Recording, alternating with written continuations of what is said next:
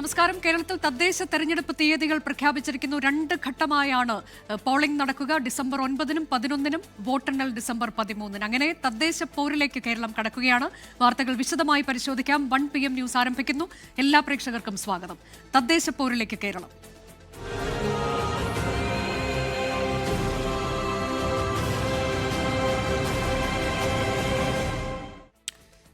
കേരളത്തിൽ തദ്ദേശ സ്ഥാപനങ്ങളിലേക്കുള്ള തെരഞ്ഞെടുപ്പ് ഡിസംബറിൽ 2 ഘട്ടമായി നടക്കും. ഡിസംബർ 9-ന് തിരുവനന്തപുരം മുതൽ എറണാകുളം വരെയുള്ള 7 ജില്ലകളിലാണ് 1-ാം ഘട്ട വോട്ടെടുപ്പ്. തൃശൂർ മുതൽ കാസർഗോഡ് വരെയുള്ള ജില്ലകൾ ഡിസംബർ 11-നാണ് വോട്ടെടുപ്പ്. ഡിസംബർ 13-നാണ് വോട്ടെണ്ണൽ. സംസ്ഥാനത്ത് മാതൃകാ പെരുമാറ്റച്ചട്ടം നിലവിൽ വന്നു. തിരുവനന്തപുരം, കൊല്ലം, പത്തനംതിട്ട, ആലപ്പുഴ, കോട്ടയം, ഇടുക്കി, എറണാകുളം ജില്ലകളിൽ 7 ജില്ലകളിൽ 2025 ഡിസംബർ 9 ചൊവ്വാഴ്ചയായിരിക്കും പോളിംഗ്. തൃശൂർ, പാലക്കാട്, മലപ്പുറം, കോഴിക്കോട്, വയനാട്, കണ്ണൂർ, കാസർഗോഡ് ജില്ലകളിൽ 7 ജില്ലകളിൽ 2025 ഡിസംബർ 11 വ്യാഴാഴ്ചയായിരിക്കും പോളിംഗ്. വോട്ടെണ്ണൽ നടത്തുന്നത് കൗണ്ടിംഗ് 2025 ഡിസംബർ 13 ശനിയാഴ്ചയാണ്. വോട്ടെടുപ്പ് കഴിഞ്ഞ ഫലത്തിനായി ഒരു ദിവസത്തെ മാത്രം കാത്തിരിപ്പ്. ഈ മാസം 21-നാണ് നാമനിർദ്ദേശ പത്രിക നൽകേണ്ട അവസാന തീയതി. 22-ന് സൂക്ഷ്മ പരിശോധന. പത്രിക പിൻവലിക്കേണ്ട അവസാന തീയതി 24-നാണ്. 941 ഗ്രാമപഞ്ചായത്തുകൾ, 152 ബ്ലോക്ക് പഞ്ചായത്ത്, 14 ജില്ലാ പഞ്ചായത്ത്, 86 മുനിസിപ്പാലിറ്റികൾ, 6 കോർപ്പറേഷൻ, ഇങ്ങനെ 1199 തദ്ദേശ സ്ഥാപനങ്ങളിലെ 23,576 വാർഡുകളിലേക്കാണ് വോട്ടെടുപ്പ്. സംവരണ വാർഡുകളുടെ എണ്ണം 12,035. 33,746 പോളിംഗ് ബൂത്തുകളാണ് സജ്ജമാക്കുക. 2,84,00,000 വോട്ടേഴ്സാണ് പോളിംഗ് ബൂത്തിലെത്തുക. ഇതിൽ 1,49,00,000 സ്ത്രീ വോട്ടേഴ്സ്, 272 ട്രാൻസ്ജെൻഡേഴ്സ് വോട്ടേഴ്സ്, 2,841 പ്രവാസി വോട്ടേഴ്സ്. 24 തിരുവനന്തപുരം.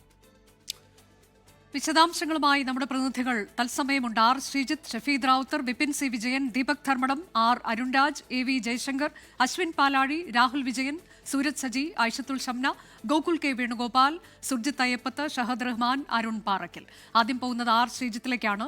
ശ്രീജിത്ത്, ഇത് സെമി ഫൈനലാണ്. അടുത്ത നിയമസഭാ തെരഞ്ഞെടുപ്പിന് മുൻപ് നടക്കാനിരിക്കുന്ന വളരെ നിർണായകമായ തെരഞ്ഞെടുപ്പ്. അതുകൊണ്ട് തന്നെ എല്ലാ മുന്നണികൾക്കും വളരെ പ്രധാനപ്പെട്ട തെരഞ്ഞെടുപ്പാണ്. തദ്ദേശ തെരഞ്ഞെടുപ്പ് എന്നതിനപ്പുറത്തേക്ക് മുന്നണികൾ കച്ചകെട്ടി രംഗത്തേക്ക് ഇറങ്ങുകയല്ലേ?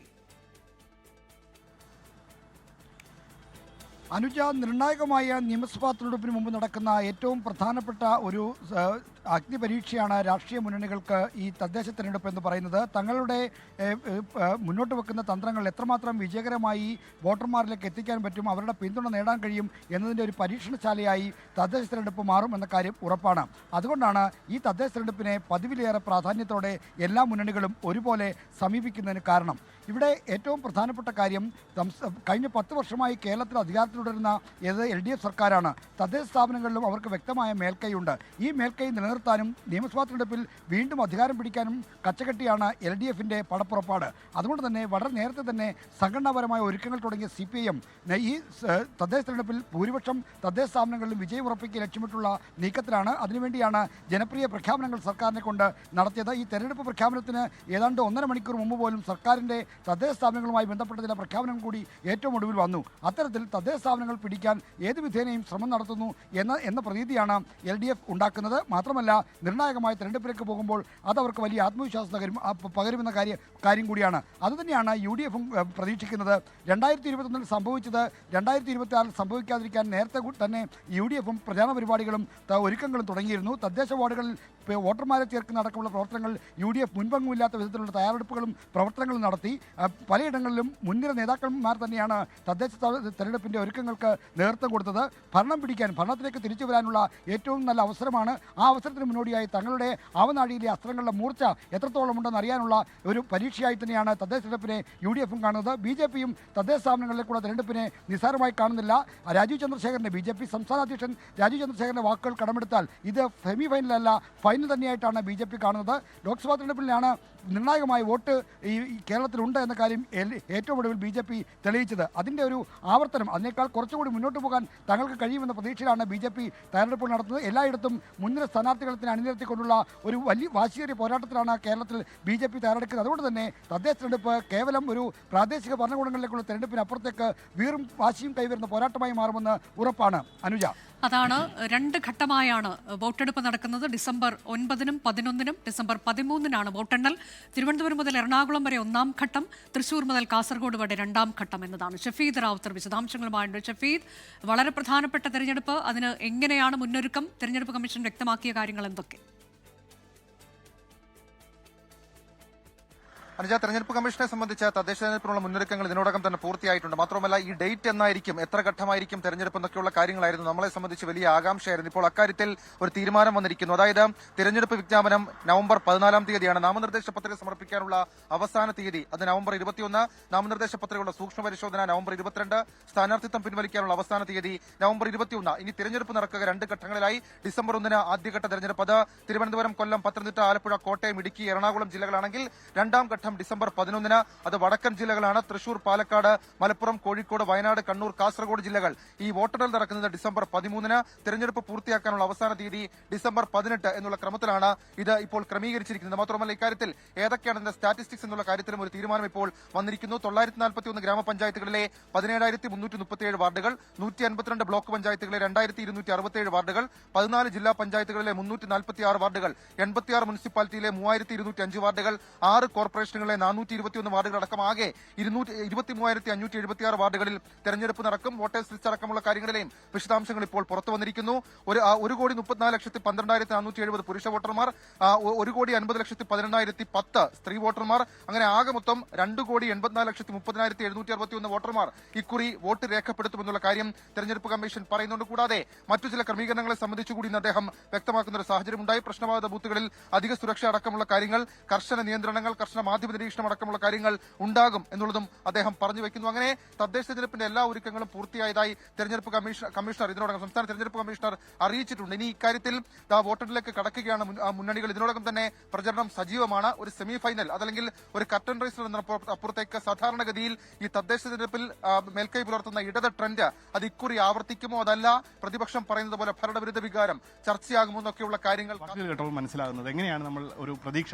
കേരളത്തിലെ ഇടതുപക്ഷ ജനാധിപത്യ മുന്നണി ഇപ്രാവശ്യത്തെ തദ്ദേശ സ്വയംഭരണ സ്ഥാപനങ്ങളിൽ തൂത്തുവാരി ഉജ്ജ്വലമായ ഒരു വിജയം, റെക്കോർഡ് വിജയമാണ് നേടാൻ ഉദ്ദേശിക്കുന്നത്.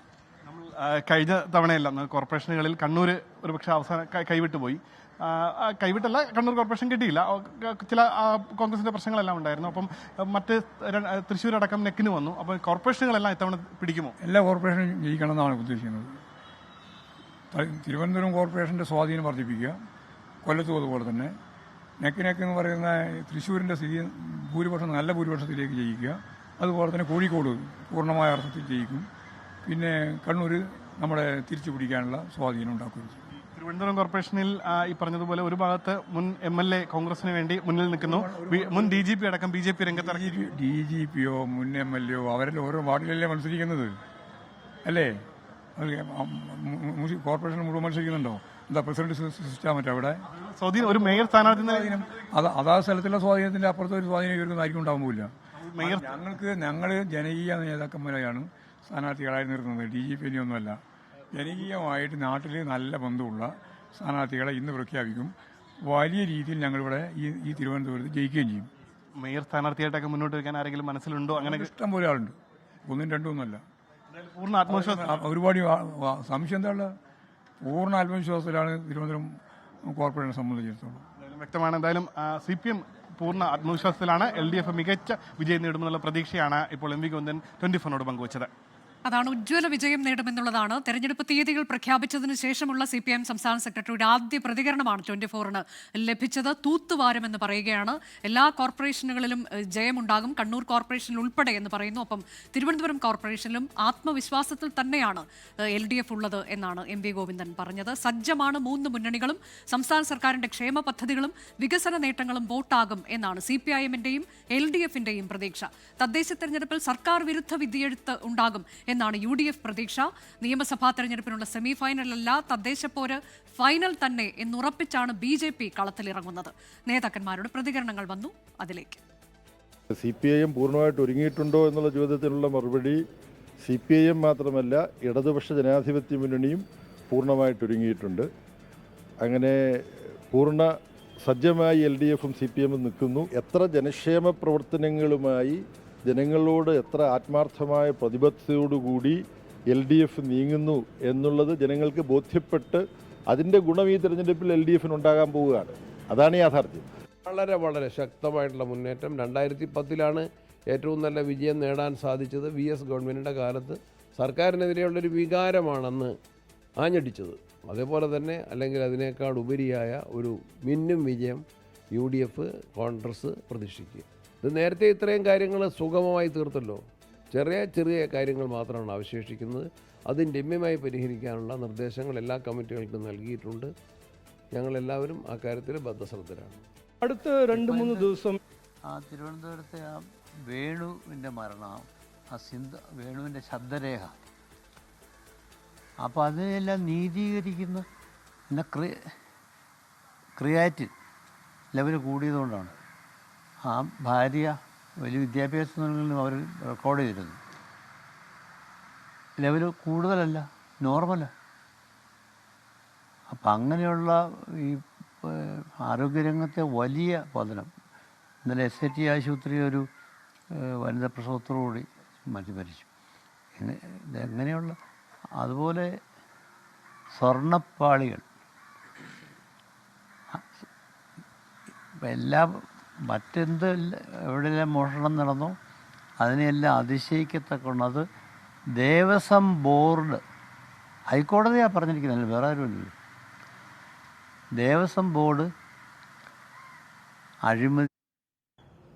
ഈ തദ്ദേശ തെരഞ്ഞെടുപ്പ് ഞങ്ങൾ കാണുന്നത് കേരളത്തിൻ്റെ രാഷ്ട്രീയ സംസ്കാരത്തിൽ ഒരു മാറ്റം കൊണ്ടുവരാൻ ഒരു ജനങ്ങൾക്ക് കിട്ടിയൊരു അവസരമാണ്. വികസനം, വികസിത കേരളം, വികസിത കോർപ്പറേഷൻ, വികസിത മുനിസിപ്പാലിറ്റി, വികസിത പഞ്ചായത്ത്, ഇത് സൃഷ്ടിക്കാൻ ഒരു അവസരമാണ്. എത്രയോ കൊല്ലം മാറി ഭരിച്ച LDFും UDFും എന്ത് ചെയ്തിട്ടുണ്ടെന്ന് ജനങ്ങൾക്ക് കൃത്യമായി മനസ്സിലായിട്ടുണ്ട്. അവർ മാറ്റം ആഗ്രഹിക്കുന്നു. ജനങ്ങൾക്ക് വേണ്ടി ജനസേവ ചെയ്യാനാണ് ഞങ്ങൾ ഇറങ്ങിയിരിക്കുന്നത്. 24 മണിക്കൂർ, ആഴ്ചയിൽ 7 ദിവസം, കൊല്ലത്തിൽ 365 ദിവസം ജനങ്ങൾക്ക് വേണ്ടി, ജനങ്ങളുടെ പ്രശ്നങ്ങൾക്ക് വേണ്ടി പ്രവർത്തിക്കാൻ തയ്യാറാണ് എന്ന് പറഞ്ഞ് ഞങ്ങൾ ഇന്ന് മുതൽ ഈ ഇലക്ഷൻ ക്യാമ്പയിൻ തുടങ്ങുന്നു. കാൻഡിഡേറ്റ്സ് എല്ലാം ഇറങ്ങും. ജനങ്ങളുടെ ഒരു അനുഗ്രഹവും പിന്തുണയും ഞങ്ങൾ തേടുന്നു, അഭ്യർത്ഥിക്കുന്നു എന്ന് പറഞ്ഞ് വാക്കു ചുരുക്കുന്നു. നമസ്കാരം. തെരഞ്ഞെടുപ്പ് വിജ്ഞാപനം വന്ന് 1 മണിക്കൂറിനുള്ളിൽ തന്നെ 22 സീറ്റുകൾ പ്രഖ്യാപിക്കാൻ കഴിഞ്ഞതിൽ ജില്ലാ കോൺഗ്രസ് കമ്മിറ്റിയെയും പാർലമെന്റ് അംഗമായ CMK രാഘവൻ അടക്കമുള്ള സീനിയർ നേതാക്കളെയും ഞാൻ അഭിനന്ദിക്കുന്നു. DCC പ്രസിഡന്റിനെ പ്രത്യേകം അഭിനന്ദിക്കുന്നു, മറ്റ് നേതാക്കളെ അഭിനന്ദിക്കുന്നു. ഇവർ കഴിഞ്ഞ കുറേ ദിവസങ്ങളായി കഠിനാധ്വാനം ചെയ്തതിൻ്റെ ഫലമായിട്ടാണ് വാർഡുകളിൽ നിന്ന് വന്നിട്ടുള്ള ശുപാർശകൾ പരിശോധിച്ച് ഈ 22 സീറ്റുകളിലേക്കുള്ള സ്ഥാനാർത്ഥികളെ ഏകണ്ഠമായി തീരുമാനിച്ചത്. ബാക്കിയുള്ള സീറ്റുകളിലെ ഏകദേശം ധാരണയായിട്ടുണ്ട്, പക്ഷെ ഒരുമിച്ച് പ്രഖ്യാപിക്കേണ്ട എന്ന് കരുതിയിട്ടാണ്. അതുപോലെ തന്നെ ഇത്തവണ കോഴിക്കോട് കോർപ്പറേഷൻ തിരിച്ചു പിടിക്കണമെന്നുള്ള വാശി എല്ലാ പ്രവർത്തകരിലും ജനങ്ങളിലുമുണ്ട്. അഴിമതിയിലും കെടുകാര്യസ്ഥതയിലും മുങ്ങിത്താണുകൊണ്ടിരിക്കുന്ന 50 വർഷത്തെ ഭരണമാണ് കോഴിക്കോട് ജനതയ്ക്ക് ഉള്ളത്. കോഴിക്കോട് നഗരത്തിൻ്റെ നഷ്ടപ്രതാപങ്ങൾ വീണ്ടെടുക്കാൻ, മലബാറിൻ്റെ തലസ്ഥാനമായ കോഴിക്കോടിൻ്റെ അന്തസ്സ് ഉയർത്തിപ്പിടിക്കാൻ UDF നേതൃത്വത്തിലുള്ള ഒരു ഭരണത്തിന് മാത്രമേ കഴിയുള്ളൂ എന്നത് തെളിയിക്കപ്പെട്ട കാര്യമാണ്.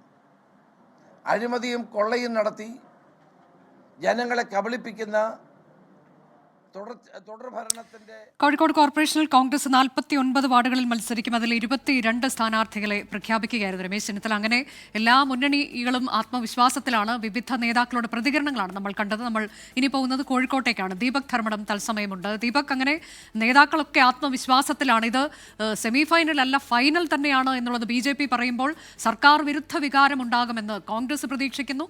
ഒപ്പം തന്നെ LDFും വലിയ പ്രതീക്ഷയിലാണ്. കോഴിക്കോട് കോർപ്പറേഷനിൽ ഇപ്പോൾ ഏറ്റവും ഒടുവിൽ അല്പസമയം മുൻപൊക്കെ വലിയ പൊട്ടിത്തെറി കണ്ടു, ട്വിസ്റ്റ് കണ്ടു. മറ്റ് മുന്നണിയിലേക്ക് പോകുന്ന, മറ്റ് പാർട്ടിയിലേക്ക് പോകുന്നത്, രാജിവെച്ചുള്ള പോക്ക്, അങ്ങനെയൊക്കെ വലിയ പ്രതിസന്ധികളെ നേരിടുന്ന കോൺഗ്രസിനെ കാണുന്നുണ്ട്.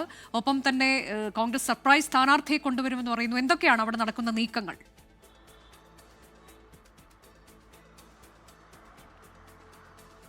അനുജ പറഞ്ഞതുപോലെ തന്നെ തെരഞ്ഞെടുപ്പ് പ്രഖ്യാപന ദിവസം തന്നെ രാഷ്ട്രീയ നാടകങ്ങൾ അനവധി അരങ്ങേറുന്നു. വരുന്നതിൻ്റെ സൂചനകൾ ലഭിക്കുന്നു. അങ്ങനെ നോക്കുമ്പോൾ സംഭവ ബഹുലമാണ് തെരഞ്ഞെടുപ്പ് കമ്മീഷന്റെ ഈ തെരഞ്ഞെടുപ്പ് ഷെഡ്യൂൾ പ്രഖ്യാപന ദിവസം തന്നെ മലബാറിൽ എന്നുള്ളതാണ് വസ്തുത. അതിലേറ്റവും പ്രധാനപ്പെട്ടത് കോഴിക്കോട് നടന്ന രാഷ്ട്രീയ നാടകങ്ങളാണ്. കോൺഗ്രസിന്റെ സ്ഥാനാർത്ഥി പ്രഖ്യാപനം വൈകുന്നു എന്ന സൂചനകൾ ലഭിച്ചു. ഇപ്പോൾ അതിൽ പകുതിയോളം സ്ഥാനാർത്ഥികളെ പ്രഖ്യാപിക്കുന്നു. ആ പ്രഖ്യാപനത്തിനിടയിൽ കോൺഗ്രസ് ഓഫീസിൽ തന്നെ പ്രശ്നങ്ങൾ ഉണ്ടാകുന്നു. പിണങ്ങിപ്പോകുന്നു, പരാതി നൽകുന്നു, രാജിക്കത്ത് നൽകുന്നു ഒരു ഭാഗത്ത്. മറ്റൊന്ന് ആം ആദ്മി പാർട്ടിയിലേക്കുള്ള പോകൽ മറുഭാഗത്ത് നടക്കുന്നു. ഇതിനിടയിലാണ് സർപ്രൈസ് സ്ഥാനാർത്ഥിയായി ഒരു പൊതു സ്വീകാര്യതയുള്ള സംവിധായകൻ VM വിനു കോൺഗ്രസിൻ്റെ സ്ഥാനാർത്ഥിയായി കോർപ്പറേഷനിൽ മത്സരിക്കാൻ പോകുന്നു എന്തോ ഒരു ഡിഫറാണ് ആ വാർത്ത പുറത്തുവിടുന്നത്. അത് ചേവായൂർ, പാറപ്പൊടി വാർഡുകളിൽ ഏത് ഡിവിഷനിൽ വേണമെന്നുള്ള കാര്യത്തിൽ തീരുമാനമാകുന്നു. കോൺഗ്രസ് നേതാക്കൾ VM വിനുവിൻ്റെ വീട്ടിൽ പോയി ചർച്ച നടത്തി എന്നുള്ളത് VM വിനു നമ്മളോട് സ്ഥിരീകരിക്കുകയും ചെയ്തിട്ടുണ്ട്. അങ്ങനെ നോക്കുമ്പോൾ കോർപ്പറേഷൻ തിരിച്ചുപിടിക്കുക എന്നുള്ളതാണ് അഭിമാന പ്രശ്നമായി UDF കാണുന്നത്. അല്പം മുമ്പ് രമേശ് ചെന്നിത്തല മാധ്യമങ്ങളോട് സംസാരിക്കുമ്പോൾ അദ്ദേഹത്തിനാണ് കോർപ്പറേഷന്റെ ചുമതല, KPCCയുടെ ഭാരവാഹി എന്നുള്ള നിലയിൽ ഒരു മുതിർന്ന നേതാവ് ക്യാമ്പ് ചെയ്തുകൊണ്ട് കോർപ്പറേഷൻ തിരിച്ചുപിടിക്കാൻ UDF ശ്രമിക്കുന്നു. കഴിഞ്ഞ 4.5 പതിറ്റാണ്ടായി LDFിൻ്റെ കയ്യിലുള്ള ഒരു പൊന്നാപുരം കോട്ടയിൽ വിള്ളലുണ്ടാക്കാനുള്ള ശ്രമം, അതിനുവേണ്ടിയാണ് പുതുമുഖങ്ങളെ ഇറക്കുന്നത്. മറ്റൊന്ന്, ഈ മലബാറിൽ പരിശോധിക്കുമ്പോൾ കണ്ണൂർ മാത്രമാണ് ആകെ കേരളത്തിൽ ഒരു കോർപ്പറേഷൻ UDF ഭരിക്കുന്നത്. അത് നിലനിർത്താൻ വേണ്ടിയുള്ള ശ്രമം അവിടെ ലീഗ് കോൺഗ്രസ് തർക്കമില്ലാതെ പരിഹരിക്കാനുള്ള നീക്കം നടത്തുന്നു. BJP ആണെങ്കിൽ കേരളത്തിൽ ആകെ 2 അസംബ്ലി മണ്ഡലങ്ങളാണ്, ക്ഷമിക്കണം, 2 മുനിസിപ്പാലിറ്റികളാണ് അവർക്കുള്ളത്. അതൊന്ന് പന്തളവും ഒന്ന് പാലക്കാടുമാണ്. അസംബ്ലി മണ്ഡലത്തിലേക്ക് വിജയിച്ചു വരാൻ വേണ്ടി സാധ്യത കാണുന്ന 2 പ്രദേശങ്ങൾ, അത് നിലനിർത്താൻ വേണ്ടി BJPയുടെ ശ്രമം. അതിൽ പാലക്കാട് എങ്ങനെയെങ്കിലും പരാജയപ്പെടുത്തുക എന്നുള്ള ലക്ഷ്യത്തോടെ ഒരു ഭാഗത്ത് UDFും മറുഭാഗത്ത് LDFും ഉണ്ട്. അങ്ങനെ നോക്കുമ്പോൾ മലബാറിൽ ഇക്കുറി തിരഞ്ഞെടുപ്പ് പോരാട്ടം തീപ്പാറുന്നതായിരിക്കും. അതിൻ്റെ തുടക്കം, അതിൻ്റെ ഒരു കർട്ടൻ റൈസറായി ഈ പ്രഖ്യാപന ദിവസം തന്നെ വാശിയേറിയ പ്രഖ്യാപനങ്ങളും ആത്മവിശ്വാസ പ്രകടനവും വരുന്നു. ഒപ്പം തന്നെ അന്തർനാടകങ്ങളും രാഷ്ട്രീയ അങ്ങോട്ടും ഇങ്ങോട്ടും ചില പൊട്ടിത്തെറികളും കോൺഗ്രസ് വിട്ട് ആം ആദ്മി പാർട്ടിയിലേക്ക് ചേരുന്ന കൗൺസിലറെയൊക്കെ നമ്മൾ കാണുന്നുണ്ട്. അതിനിടെ തിരുവനന്തപുരം കോർപ്പറേഷനിലെ UDFിന്റെ മേയർ സ്ഥാനാർത്ഥി KS ശബരിനാഥൻ പുതുപ്പള്ളിയിൽ ഉമ്മൻചാണ്ടിയുടെ കല്ലറയിലെത്തി. ചാണ്ടിയുമ്മനൊപ്പമാണ് ശബരിനാഥൻ എത്തിയത്. തിരുവനന്തപുരത്തെ വികസനം KS ശബരിനാഥൻ തിരിച്ചു കൊണ്ടുവരുമെന്ന് ചാണ്ടിയുമ്മൻ 24നോട് പറഞ്ഞു. തിരുവനന്തപുരത്ത് രാഷ്ട്രീയവും വികസനവും ചർച്ചയാകുമെന്ന് KS ശബരിനാഥൻ പറഞ്ഞു. Toby Johnson വിവരങ്ങളുമായുണ്ട്. ടോബി, ഈ സ്ഥാനാർത്ഥി പ്രഖ്യാപനം നടന്നതിന് ശേഷം ആദ്യമായി ഉമ്മൻചാണ്ടിയുടെ കല്ലറയിലേക്കാണ് KS ശബരിനാഥൻ എത്തുന്നത്. അദ്ദേഹം കഴിഞ്ഞ ദിവസങ്ങളിലെല്ലാം നമ്മളോട് പ്രതികരണം നൽകിയതാണ്. ഇന്നിപ്പോൾ എന്താണ് കൂടുതലായി വ്യക്തമാക്കിയതൊപ്പം ചാണ്ടിയുമ്മന്റെ പ്രതികരണവും നമുക്ക് ലഭിച്ചല്ലോ.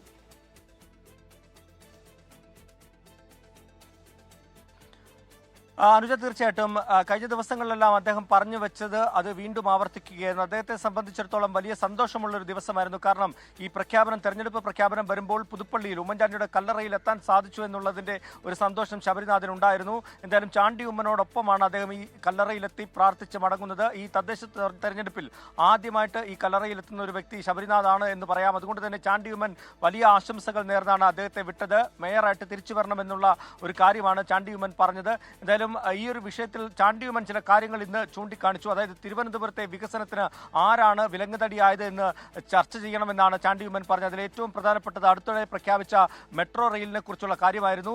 ഉമ്മൻചാണ്ടിയുടെ അവസാന കാലത്ത്, മുഖ്യമന്ത്രിയായിരുന്ന കാലത്ത് തറക്കല്ലിട്ട പദ്ധതിയാണ് മെട്രോ റെയിൽ പദ്ധതി. എന്നാൽ കഴിഞ്ഞ 10 വർഷമായിട്ട് അതിലൊന്നും ചെയ്തില്ല. എന്നിട്ട് ഈ അവസാന ഘട്ടത്തിൽ ഈ ഒരു പ്രഖ്യാപനം നടത്തിയത് അത് തെരഞ്ഞെടുപ്പ് മുന്നിൽ കണ്ടാണെന്നുള്ള കാര്യമാണ് ചാണ്ടിയുമ്മൻ പറഞ്ഞത്. അതുകൊണ്ട് തന്നെ അത് ജനങ്ങൾ ചർച്ച ചെയ്യണമെന്ന് പറഞ്ഞു. എന്തായാലും ശബരിനാഥും വീണ്ടും പറഞ്ഞത് രാഷ്ട്രീയവും അതുപോലെ തന്നെ വികസനവും തിരുവനന്തപുരത്ത് ചർച്ചയാകും. ഇത്തവണ ചിട്ടയാർന്ന പ്രവർത്തനമാണ് കോൺഗ്രസ് നടത്തുന്നത്, അതുകൊണ്ട് തന്നെ വിജയം ഉറപ്പാണെന്നാണ് ശബരിനാഥൻ പറഞ്ഞത്. എന്തായാലും കോൺഗ്രസ് ശബരിനാഥനെ പോലെയുള്ളവരെ രംഗത്തേക്ക് ഇറക്കുമ്പോൾ ഒരു ശക്തമായിട്ടുള്ള പോരാട്ടം തിരുവനന്തപുരം അടക്കമുള്ള എല്ലാ സ്ഥലങ്ങളിലും കാഴ്ചവെക്കാൻ തന്നെയാണ് തീരുമാനിച്ചിട്ടുള്ളത്. വരും ദിവസങ്ങളിൽ ബാക്കി സ്ഥാനാർത്ഥി പട്ടിക കൂടി പുറത്തേക്ക് വരുന്നത് കൂടി ഒരു ശക്തമായിട്ടുള്ള പോരിലേക്ക് തന്നെ കോൺഗ്രസ് ഇറങ്ങുന്നു എന്നാണ് നമുക്കിപ്പോൾ മനസ്സിലാക്കാൻ സാധിക്കുന്നത്. എന്തായാലും കൂടുതൽ സ്ഥാനാർത്ഥികൾ വരും ദിവസങ്ങളിൽ ഉമ്മൻചാണ്ടിയുടെ കല്ലറയിലേക്ക് എത്തുമെന്നാണ് നമ്മളും പ്രതീക്ഷിക്കുന്നത്. അനുജ, അതെ, ഏറ്റവും പ്രധാനപ്പെട്ട വാർത്ത തദ്ദേശ തെരഞ്ഞെടുപ്പ് തീയതികൾ പ്രഖ്യാപിച്ചിരിക്കുന്നു. 2 ഘട്ടമായാണ് കേരളത്തിൽ തദ്ദേശ തെരഞ്ഞെടുപ്പ് നടക്കുന്നത്. ഡിസംബർ 9-നും 11-നും ഡിസംബർ 13-നാണ് വോട്ടെണ്ണൽ. തിരുവനന്തപുരം മുതൽ എറണാകുളം വരെ 1-ാം ഘട്ടം, തൃശൂർ മുതൽ കാസർഗോഡ് വരെ 2-ാം ഘട്ടം എന്നതാണ്. നിലവിൽ പെരുമാറ്റച്ചട്ടം, മാതൃകാ പെരുമാറ്റച്ചട്ടം നിലവിൽ വന്നു കഴിഞ്ഞിട്ടുണ്ട്. അത് മാധ്യമപ്രവർത്തകർക്കുൾപ്പെടെ പെരുമാറ്റച്ചട്ടം ബാധകമാണ് എന്നതാണ് തെരഞ്ഞെടുപ്പ് കമ്മീഷണർ അല്പസമയം മുൻപ് വാർത്താ സമ്മേളനത്തിൽ പറഞ്ഞത്. ഇപ്പോൾ UDF കൺവീനർ മാധ്യമങ്ങളോട് സംസാരിക്കുന്നുണ്ട്. അതിലേക്ക് തത്സമയം. ഓരോ ഘടകങ്ങളിലും അതിൻ്റേതായ ചർച്ചകൾ നടത്തുകയും ആ ചർച്ചകളുടെ അടിസ്ഥാനത്തിൽ തീരുമാനങ്ങൾ പലതും വളരെ കാലേ കൂട്ടി ഞങ്ങൾക്ക് നിറവേറ്റുവാനും കഴിഞ്ഞിട്ടുണ്ട്. സാധാരണഗതിയിൽ ഒരു പഞ്ചായത്ത്, മുനിസിപ്പൽ കോർപ്പറേഷൻ തെരഞ്ഞെടുപ്പ് വരുമ്പോൾ അത്തരത്തിൽ ഒരു തീരുമാനങ്ങൾ കൈക്കൊള്ളുവാൻ പല അവസരങ്ങളും നടന്നിട്ടില്ല എന്നുള്ളത് മാധ്യമ സുഹൃത്തുക്കൾ എന്നുള്ള നിലയിൽ നിങ്ങൾക്ക് എല്ലാവർക്കും അറിയാവുന്ന കാര്യമാണ്. പക്ഷേ ഈ തെരഞ്ഞെടുപ്പിൽ ഞങ്ങളെ സംബന്ധിച്ചിടത്തോളം, UDFനെ സംബന്ധിച്ചിടത്തോളം, ഞങ്ങൾ ഒറ്റക്കെട്ടായി നിന്നുകൊണ്ട് തെരഞ്ഞെടുപ്പിനെ നേരിടുക എന്ന ലക്ഷ്യം ഞങ്ങൾ മുൻപിൽ നിർത്തിക്കൊണ്ട് ഇതിൻ്റെ പ്രവർത്തനങ്ങൾ ഞങ്ങൾ ആരംഭം കുറിച്ചിട്ട് ഇന്നും ഇന്നലെയും തുടങ്ങിയതല്ല.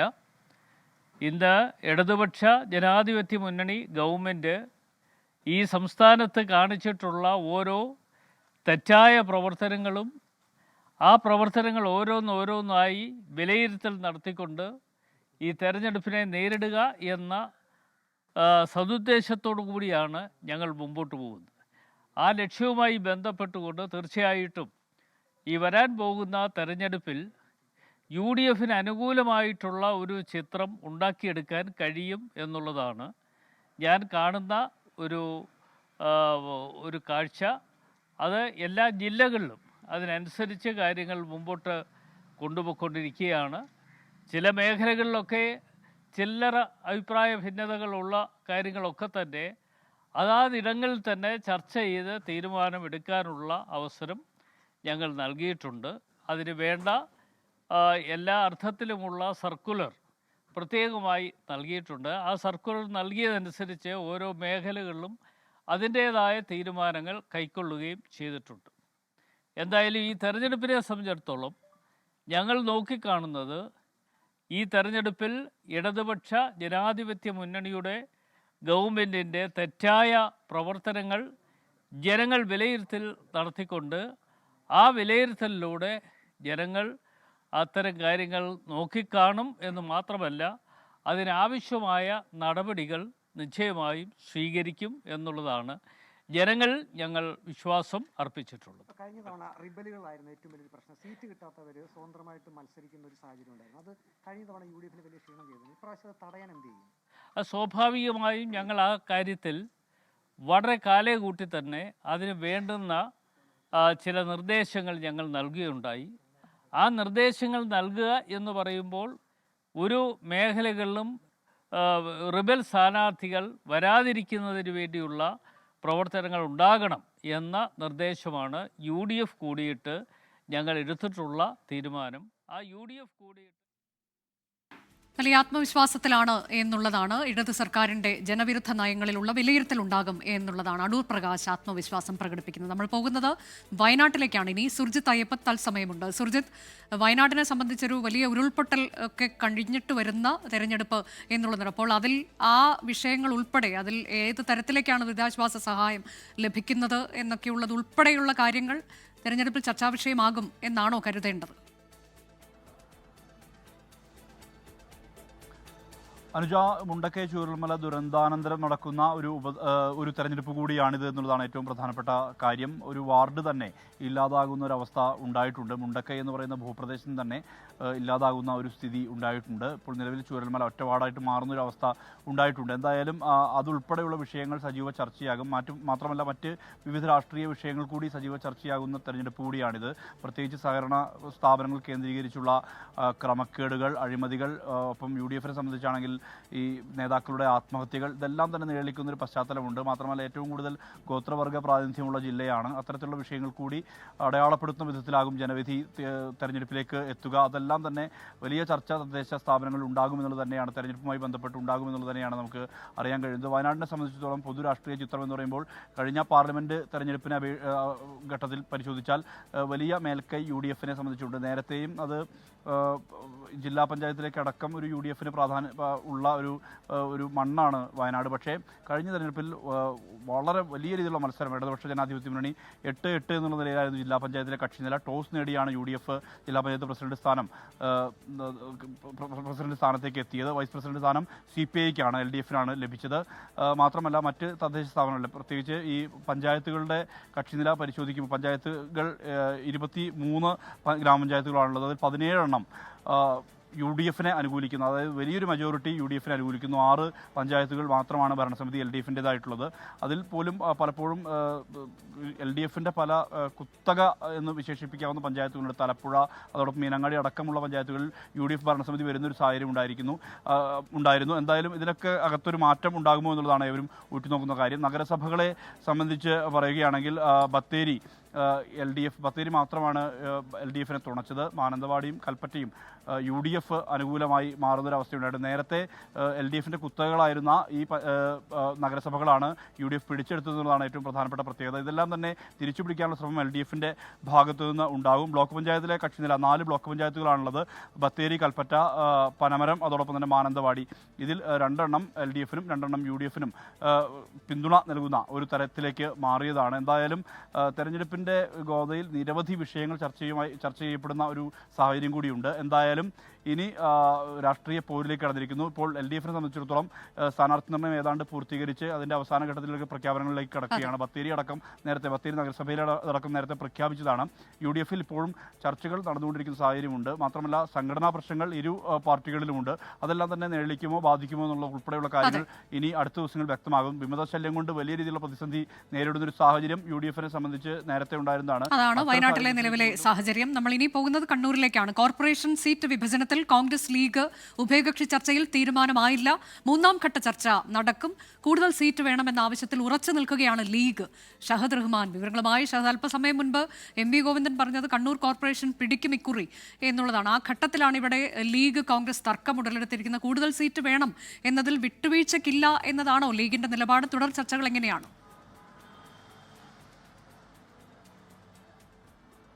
അനുജ, MV ഗോവിന്ദൻ കണ്ണൂർ കോർപ്പറേഷൻ പിടിക്കുമെന്ന് പറയുമ്പോഴും അത് പക്ഷേ അത്ര എളുപ്പമായിട്ടുള്ളൊരു കാര്യമല്ല. കാരണം കഴിഞ്ഞ കുറേ അധികം നാളുകളായിട്ട്, അല്ലെങ്കിൽ ഈ കോർപ്പറേഷൻ രൂപീകരിച്ചതിന് ശേഷം ഒരു തവണ LDF അധികാരത്തിൽ വന്നിട്ടുണ്ടെങ്കിൽ പോലും അത് വിമതൻ കൈയൊഴിഞ്ഞതോടുകൂടി പിന്നീട് ഭരണം UDF-ൻ്റെ അടുത്തേക്ക് പോയ ഒരു കോർപ്പറേഷനാണ് കണ്ണൂർ കോർപ്പറേഷൻ. പിന്നീട് നടന്നിട്ടുള്ള ഇലക്ഷനിൽ കണ്ണൂർ കോർപ്പറേഷനിൽ UDF ആണ് ഭരിച്ചിട്ടുണ്ടായിരുന്നത്. അതുകൊണ്ട് അത്ര എളുപ്പമായിട്ടുള്ള ഒരു കാര്യമല്ല എന്നുള്ളതാണ് നമുക്ക് ഈ ഘട്ടത്തിൽ മനസ്സിലാക്കാൻ സാധിക്കുന്നത്. മാത്രമല്ല ലീഗിനെ സംബന്ധിച്ചും കോൺഗ്രസിനെ സംബന്ധിച്ചും വലിയ ആത്മവിശ്വാസം അവർ തുടക്കം മുതലേ വെച്ചു പുലർത്തുന്നുണ്ട്. പക്ഷേ ഇതൊക്കെ പറയുമ്പോഴും നിലവിലെ സാഹചര്യത്തിൽ ഈ കോർപ്പറേഷൻ സ്ഥാനാർത്ഥി നിർണയം അല്ലെങ്കിൽ സീറ്റ് ചർച്ചകൾ ഇതുവരെ പൂർത്തിയായിട്ടില്ല എന്നുള്ളതാണ് ഏറ്റവും ഒടുവിൽ നമുക്ക് മനസ്സിലാക്കാൻ സാധിക്കുന്നത്. അല്ലെങ്കിൽ അതാണ് പറയാൻ പറ്റുക. ഞാൻ നിൽക്കുന്നത് കോഴിക്കോട് DCC ആസ്ഥാനത്താണ്. അല്പസമയം മുമ്പായിരുന്നു ഇവിടെ നിന്നും മുസ്ലിം ലീഗിൻ്റെ നേതാക്കളും ഒപ്പം തന്നെ കോൺഗ്രസിൻ്റെ DCC പ്രസിഡന്റ് അടക്കമുള്ളവരുടെ യോഗം പൂർത്തിയായി അവർ മടങ്ങിയിട്ടുണ്ടായിരുന്നത്. ആ യോഗത്തിൽ കാര്യമായിട്ട് യാതൊരുവിധ തീരുമാനങ്ങളും ഉണ്ടായിട്ടില്ല എന്നുള്ളതാണ് ഏറ്റവും പ്രധാനപ്പെട്ടുള്ള കാര്യം. അതായത് സീറ്റ് വിഭജന ചർച്ചയും ഒപ്പം തന്നെ സ്ഥാനാർത്ഥി നിർണയവും സംബന്ധിച്ചും യാതൊരുവിധ തീരുമാനവും ഉണ്ടായിട്ടില്ല. ഇന്ന് വൈകിട്ട് ഒരു അനൗപചാരികമായിട്ടുള്ള ഒരു ചർച്ച ഇന്ന് വൈകിട്ട് നടക്കും എന്ന് പറയുന്നുണ്ട്. ആ ചർച്ചയിൽ ഏതെങ്കിലും തരത്തിലുള്ള പുതിയ ഫോർമുലകൾ ഉരുതിരിഞ്ഞു വരുമോ എന്നുള്ളതാണ് ഏവരും ഉറ്റുനോക്കുന്നത്. അങ്ങനെയാണെങ്കിൽ ഇന്ന് രാത്രിയോടുകൂടി ഒരു അന്തിമ തീരുമാനം കൈക്കൊള്ളുകയും നാളെയോ അല്ലെങ്കിൽ മറ്റന്നാളോ ആയിട്ട് സ്ഥാനാർത്ഥി നിർണയവും അതുപോലെ തന്നെ മറ്റ് പ്രഖ്യാപനങ്ങളും ഉണ്ടാകും എന്നുള്ളതാണ് നമുക്ക് മനസ്സിലാക്കാൻ സാധിക്കുന്നത്. എന്നാൽ അതേ സമയത്ത് പഞ്ചായത്ത് പഞ്ചായത്ത് തലത്തിലേക്ക് പോവുകയാണെങ്കിൽ പഞ്ചായത്ത് സംബന്ധിച്ച് കണ്ണൂരിൽ കഴിഞ്ഞ കുറേ അധികം നാളുകളായിട്ട് ഇടതുപക്ഷത്തിൻ്റെ ആധിപത്യമാണ്. അപ്പോൾ ഇത്തവണ അവിടെ കൂടുതൽ വോട്ടുകൾ നേടുക എന്നതാണ് കോൺഗ്രസ് ലക്ഷ്യം വെക്കുന്നത്. അനുജ, അതാണ് കണ്ണൂരിലെ നിലവിലെ സാഹചര്യം. കോർപ്പറേഷനിൽ നിലവിലൊരു തർക്കമുണ്ട്. അത് കോൺഗ്രസ് ലീഗ് തർക്കമാണ്. കൂടുതൽ സീറ്റുകൾ വേണം എന്ന് ലീഗ് ആവശ്യത്തിൽ ഉറച്ചു നിൽക്കുന്നു. തുടർ ചർച്ചകൾ ഉണ്ടാകും. ഉടൻ തന്നെ പ്രശ്നത്തിന് പരിഹാരമുണ്ടാകും എന്നുള്ളതാണ് ഷഹദ് റഹ്മാൻ നൽകിയ വിവരം. നമ്മൾ ഇനി പോകുന്നത് ലാൽകൃഷ്ണനിലേക്കാണ്. ലാൽകൃഷ്ണൻ, കഴിഞ്ഞ ദിവസങ്ങളിലൊക്കെ PJ ജോസഫിന്റെ പ്രതികരണം ഉണ്ടായിരുന്നു. വേണ്ടി വന്നാൽ ഒറ്റയ്ക്ക് മത്സരിക്കും എന്നാണ് അദ്ദേഹം പറഞ്ഞത്. പക്ഷേ ഇന്നിപ്പോൾ ഈ പ്രശ്നങ്ങൾക്കെല്ലാം പരിഹാരമുണ്ടാകുമെന്ന സൂചനയാണോ അദ്ദേഹം നൽകുന്നത്? ഒറ്റക്കെട്ടായി തെരഞ്ഞെടുപ്പിനെ നേരിടുമെന്ന് പറയുന്നു. വലിയ ആത്മവിശ്വാസം അദ്ദേഹം പ്രകടിപ്പിക്കുകയാണ്. തീർച്ചയായിട്ടും അനുജ, നിലവിലുള്ള സാഹചര്യത്തിൽ UDFിലെ പടലപ്പിണക്കങ്ങളും സീറ്റ് ചർച്ചയിലുള്ള മറ്റ് പ്രശ്നങ്ങളും ഒറ്റയടിക്ക് പരിഹരിക്കാൻ കഴിയും എന്നുള്ള രീതിയിലാണ് അദ്ദേഹം പറയുന്നത്. അതായത് സമാധാനത്തിലൂടെ പ്രശ്നപരിഹാരങ്ങൾ കാണാൻ കഴിയും, വിജയത്തിന് ആത്യന്തികമായുള്ള പ്രവർത്തനമാണ് വേണ്ടത് എന്ന രീതിയിലാണ്. ചിലയിടങ്ങളിൽ ഒറ്റപ്പെട്ട സംഭവവികാസങ്ങൾ ഉണ്ടാകുന്നുണ്ട് എങ്കിൽ പോലും വരും ദിവസങ്ങളിൽ, അതായത് 13-ാം തീയതി നോട്ടിഫിക്കേഷൻ വരുന്നതിന് മുൻപായി തന്നെ ഈ പ്രശ്നങ്ങളിൽ ശാശ്വതമായൊരു പരിഹാരത്തിലേക്ക് എത്തുകയും ഒറ്റക്കെട്ടായി ഈ തെരഞ്ഞെടുപ്പിനെ കാണും എന്ന രീതിയിലുമാണ് പറഞ്ഞിരിക്കുന്നത്. പക്ഷേ ഇങ്ങനെയെല്ലാം പറയുമ്പോഴും പ്രത്യേകിച്ച് ഇടുക്കി ജില്ലയിലെ സാഹചര്യം പോലും അത്ര അനുകൂലമല്ല എന്ന് തന്നെ പറയാം. അതായത് കേരള കോൺഗ്രസും തമ്മിൽ മാത്രമുള്ള പ്രശ്നങ്ങളല്ല ഇടുക്കി ജില്ലയിലുള്ളത്. അവിടെ മുസ്ലിം ലീഗും കോൺഗ്രസും തമ്മിലുള്ള പ്രശ്നങ്ങൾ നടക്കുന്നുണ്ട്. മുസ്ലിം ലീഗിൻ്റെ ഉള്ളിൽ തന്നെയുള്ള പ്രശ്നങ്ങൾ പാർട്ടിക്ക് വലിയ തലവേദന ഉണ്ടാക്കുന്നുണ്ട്. മുന്നണിക്ക് സമാനമായ രീതിയിലുള്ള പ്രശ്നം ഉണ്ടാക്കുന്നുണ്ട്. ജില്ലാ പഞ്ചായത്ത് തിരഞ്ഞെടുപ്പുമായിട്ട് ബന്ധപ്പെട്ടുകൊണ്ടാണ് കോൺഗ്രസും കേരള കോൺഗ്രസും തമ്മിലുള്ള പ്രശ്നങ്ങൾ നിൽക്കുന്നത്. വനിതാ സംവരണമാണ് ഇത്തവണത്തെ പ്രസിഡന്റ് സ്ഥാനാർത്ഥിക്ക് അടക്കമുള്ളത്. അതായത് പ്രസിഡന്റായിട്ട് മത്സരിക്കേണ്ട സീറ്റുകളിലൊന്നും പോലും ഇതുവരെ കോൺഗ്രസിൻ്റെ പക്കലില്ല. അതെല്ലാം കേരള കോൺഗ്രസിൻ്റെ സിറ്റിംഗ് സീറ്റുകളാണ്. 4 സീറ്റുകളും കേരള കോൺഗ്രസ്സാണ് നിലവിൽ ഭരിക്കുന്നത് എന്നൊരു പ്രശ്നം കൂടിയുണ്ട്. അതിൽ ഏത് തരത്തിൽ കേരള കോൺഗ്രസ് കോംപ്രമൈസിലെത്തും, അത് സംസ്ഥാന തലത്തിലുള്ള കാര്യങ്ങൾ ഉന്നയിച്ചുകൊണ്ട് തന്നെയായിരിക്കും കേരള കോൺഗ്രസ് അതിൽ വിലപേശൽ നടത്തുക. അതേസമയം തൊടുപുഴ മുനിസിപ്പാലിറ്റിയിലേക്ക് എത്തുമ്പോൾ കോൺഗ്രസും മുസ്ലിം ലീഗും തമ്മിലുള്ള പ്രശ്നങ്ങൾ അതിരൂക്ഷമായി തന്നെ നിലനിൽക്കുന്നുണ്ട്. ഒരു ഘട്ടത്തിൽ മുസ്ലിം ലീഗ് LDFന് പിന്തുണ കൊടുത്ത ചെയർമാനെ മാറ്റുന്ന അടക്കമുള്ള കാര്യങ്ങളിൽ അവിശ്വാസ പ്രമേയത്തെ പിന്തുണയ്ക്കുന്ന രീതിയിലും പരാജയപ്പെടുന്ന രീതിയിലും എല്ലാം നിലപാട് സ്വീകരിച്ചതാണ്. മാത്രമല്ല ലീഗിൻ്റെ ഉള്ളിൽ തന്നെ യൂത്ത് ലീഗും തമ്മിലുള്ള പ്രശ്നങ്ങളും ഇപ്പോഴും നിലനിൽക്കുന്നുണ്ട്. സീറ്റിൻ്റെ കാര്യത്തിൽ യൂത്ത് ലീഗ് പ്രവർത്തകർക്ക് കൂടുതൽ പരിഗണന വേണം എന്നൊരാവശ്യം അവിടെ നിലനിൽക്കുന്നൊരു കാര്യം കൂടിയുണ്ട്. കോൺഗ്രസിനെ മാത്രമായിട്ട് എടുക്കുന്ന സമയത്ത് ഗ്രൂപ്പ് വഴക്കുകളുടെ പ്രശ്നം അതിരൂക്ഷമായിട്ട് നിലനിൽക്കുന്നുണ്ട് എന്നുള്ളതാണ്. തങ്ങളുടെ ആളുകൾക്ക് സീറ്റ് വേണമെന്ന് ആവശ്യപ്പെട്ടുകൊണ്ട് 2 വിഭാഗങ്ങളായി നിന്ന ഗ്രൂപ്പുകൾ ഇപ്പോഴും അവിടെ തുടർന്ന് നിൽക്കുന്നുണ്ട്. LDFിലേക്ക് വരുമ്പോൾ CPI കേരള കോൺഗ്രസ് മാണി വിഭാഗത്തിലെ തർക്കമാണ് വലിയ തലവേദനയാകുന്നത്. അതാണ്. വിവിധ മുന്നണികളിൽ ഇപ്പോഴും ചില തർക്കങ്ങളൊക്കെ ഉണ്ട്. പക്ഷേ ഇതെല്ലാം പരിഹരിച്ച് ഒറ്റക്കെട്ടായി മുന്നോട്ട് പോകും എന്നുള്ള ആത്മവിശ്വാസം എല്ലാ മുന്നണികളും പ്രകടിപ്പിക്കുകയും ചെയ്യുന്നുണ്ട്. ഇടുക്കിയിലെ വിശദാംശങ്ങളാണ് ലാൽകൃഷ്ണൻ നൽകിയത്. ഏറ്റവും പ്രധാനപ്പെട്ട വാർത്ത, തദ്ദേശ തെരഞ്ഞെടുപ്പ് തീയതികൾ ആയിരിക്കുന്നു. 2 ഘട്ടമായാണ് കേരളത്തിൽ തെരഞ്ഞെടുപ്പ് നടക്കാൻ പോകുന്നത്. ഡിസംബർ 9-നും 11-നുമാണ് വോട്ടെടുപ്പ്. ഡിസംബർ 13-ന് വോട്ടെണ്ണൽ. അല്പസമയം മുൻപാണ് തീയതികൾ പ്രഖ്യാപിച്ചത്. ഇപ്പോൾ തിരക്കിട്ട സ്ഥാനാർത്ഥി നിർണയ ചർച്ചകളിലേക്ക് മുന്നണികൾ കടന്നിരിക്കുന്നു. ഏറ്റവും ഒടുവിലായി ഒരു പ്രതികരണം വരുന്നത് അത് മുസ്ലിം ലീഗിന്റെ ഭാഗത്ത് നിന്നാണ്. PV അൻവറുമായി സഹകരിക്കാൻ തയ്യാറാണ് എന്ന് പറഞ്ഞിരിക്കുന്നത് മലപ്പുറം ജില്ലാ ജനറൽ സെക്രട്ടറി അബ്ദുൽ ഹമീദ് ആണ്. അദ്ദേഹം പറയുന്നത് ഇതിൽ UDF നേതൃത്വം തീരുമാനമെടുക്കുമെന്നതാണ്. PV അൻവറിന്റെ പ്രതികരണം ഇന്ന് രാവിലെ വന്നിരുന്നു. LDF ഒഴികെ ബാക്കി ആരുമായും സഹകരിക്കാൻ തയ്യാറാണ് എന്നുള്ളതാണ് PV അൻവറിന്റെ നിലപാട്. നമ്മൾ പോകുന്നത് പാലക്കാട്ടേക്കാണ്. ഇനി ഗോകുൽ K വേണുഗോപാൽ വിവരങ്ങളുമായി പാലക്കാട്ട് നിന്ന് തത്സമയം. ഗോകുൽ, പാലക്കാട് നമുക്കറിയാം അവിടെ നഗരസഭ ഭരിക്കുന്നത് BJP ആണ്. പക്ഷേ BJPയിൽ വലിയ പ്രതിസന്ധിയുണ്ട്, വലിയ വിഭാഗീയതയുണ്ട്. അപ്പോൾ ഈ തെരഞ്ഞെടുപ്പിനെ എങ്ങനെ നേരിടാനാണ് പാർട്ടി ഒരുങ്ങുന്നത്, മുന്നണി ഒരുങ്ങുന്നത്? അപ്പം മറ്റ് മുന്നണികളുടെ അവസ്ഥ എന്താണ്? അനുജ, പാലക്കാട് ജില്ലയെ സംബന്ധിച്ച് പറയുകയാണെങ്കിൽ പാലക്കാട് ജില്ല എന്ന് പറയുന്നത് തദ്ദേശ തെരഞ്ഞെടുപ്പുകളിലും നിയമസഭാ തെരഞ്ഞെടുപ്പുകളിലൊക്കെ ഇടത് മുന്നണി വലിയ രീതിയിലുള്ള അപ്രമാദിത്വം തെളിയിക്കുന്ന ഒരു ജില്ലയാണ് പാലക്കാട് ജില്ല. ബഹുഭൂരിപക്ഷം ഗ്രാമപഞ്ചായത്തുകളിലും ബ്ലോക്ക് പഞ്ചായത്തുകളിലും മുനിസിപ്പാലിറ്റിയിലും ജില്ലാ പഞ്ചായത്തിലും LDFന് തന്നെയാണ് കഴിഞ്ഞ തവണ വിജയമുണ്ടായിരുന്നത്. 88 ഗ്രാമപഞ്ചായത്തുകളാണ് പാലക്കാട് ജില്ലയിലുള്ളത്. അതിൽ 62 കഴിഞ്ഞ തവണ LDF ആണ് വിജയിച്ചത്. 26 മാത്രമാണ് UDF വിജയിക്കാൻ വേണ്ടി സാധിച്ചത്. 13 ബ്ലോക്ക് പഞ്ചായത്തിൽ 11 LDF വിജയിക്കാൻ സാധിച്ചപ്പോൾ കേവലം 2 ബ്ലോക്ക് പഞ്ചായത്തുകളിൽ മാത്രമാണ് UDF വിജയിക്കാൻ വേണ്ടി സാധിച്ചിട്ടുള്ളത്. അതോടൊപ്പം തന്നെ മുനിസിപ്പാലിറ്റിയുടെ എണ്ണം പറയുകയാണെങ്കിൽ 7 മുനിസിപ്പാലിറ്റി പാലക്കാട് ജില്ലയിലുണ്ട്. അതിൽ 5 LDF ഭരിക്കുന്നു, ഒരു സ്ഥലത്ത് ഈ പറഞ്ഞതുപോലെ BJP ഭരിക്കുന്നു, ഒരു സ്ഥലത്ത് UDF ഭരിക്കുന്നു. ജില്ലാ പഞ്ചായത്ത് 30 ഡിവിഷനുകളാണുള്ളത്. 30 ഡിവിഷനുകളിൽ 27 വിജയിച്ചിട്ടാണ് LDF കഴിഞ്ഞ തവണ അധികാരത്തിലെത്തിയിട്ടുള്ളത്. ഈ തെരഞ്ഞെടുപ്പ് തീയതി പ്രഖ്യാപിച്ചതിന് ശേഷം CPMന്റെ ജില്ലാ സെക്രട്ടറി അല്പസമയം മുമ്പ് വാർത്താ സമ്മേളനം വിളിച്ച് മാധ്യമങ്ങളോട് അവരുടെ പ്രതീക്ഷകൾ പങ്കുവെക്കുകയുണ്ടായി. കഴിഞ്ഞ തവണ വിജയിച്ചത് നേടിയതിനെക്കാട്ടിൽ കൂടുതൽ സീറ്റുകളിൽ ഇത്തവണ വിജയിക്കുമെന്നും മുൻവർഷങ്ങളിൽ നേടിയതിനെക്കാട്ടിൽ കൂടുതൽ മികച്ച വിജയം നേടാൻ സാധിക്കുമെന്നാണ് പറയുന്നത്. ഈ ഇടതുമുന്നണിക്കകത്ത് എല്ലാ കക്ഷികളും ഒരുമിച്ച് മുന്നോട്ടേക്ക് പോകുന്നു. കഴിഞ്ഞ പട്ടാമ്പി ജില്ലാ സമ്മേളനത്തിൽ CPIയുടെ പട്ടാമ്പി ജില്ലാ സമ്മേളനത്തിൽ ഒരു വിഭാഗീയത രൂപപ്പെടുകയും ഒരു കൂട്ടം ആളുകൾ രാജിവെച്ച് സേവ് CPI എന്ന് പറയുന്ന ഒരു സംഘടന രൂപീകരിക്കുകയൊക്കെ ചെയ്തിരുന്നു. അതൊന്നും ഈ തെരഞ്ഞെടുപ്പിനെ ബാധിക്കില്ല എന്നും മുൻവർഷത്തേക്കാൾ വലിയ വിജയം ഇത്തവണ ഉണ്ടാക്കുമെന്നുമാണ് LDFന്റെ CPMന്റെ ജില്ലാ സെക്രട്ടറി പറഞ്ഞിട്ടുള്ളത്. ഈ പറഞ്ഞതുപോലെ ഇവരുടെ എല്ലാവരെയും കലക്കുന്ന, എല്ലാവർക്കും പ്രശ്നമുണ്ടാക്കുന്ന ഒരു മുനിസിപ്പാലിറ്റി പാലക്കാട് മുനിസിപ്പാലിറ്റിയാണ്. കഴിഞ്ഞ 2 തവണയും BJPക്ക് NDAക്ക് അവിടെ അധികാരത്തിൽ കയറാൻ പറ്റി എന്നുള്ളത് ഈ ഇരു മുന്നണികളെ കുഴയ്ക്കുന്ന ഒരു കാര്യമാണ്. കോൺഗ്രസ് ആണ്, UDF ആണ് അവിടെ പ്രതിപക്ഷം. ഈ BJPയുടെ NDAയുടെ ഭരണം അവസാനിപ്പിക്കുക എന്ന നിലയിലേക്ക് ആയിരിക്കും UDFനെ സംബന്ധിച്ചിടത്തോളം അവിടെ തന്ത്രങ്ങൾ ആവിഷ്കരിക്കുക. പക്ഷേ UDFിലും NDAയിലും പാളയത്തിൽ പടയാണ്.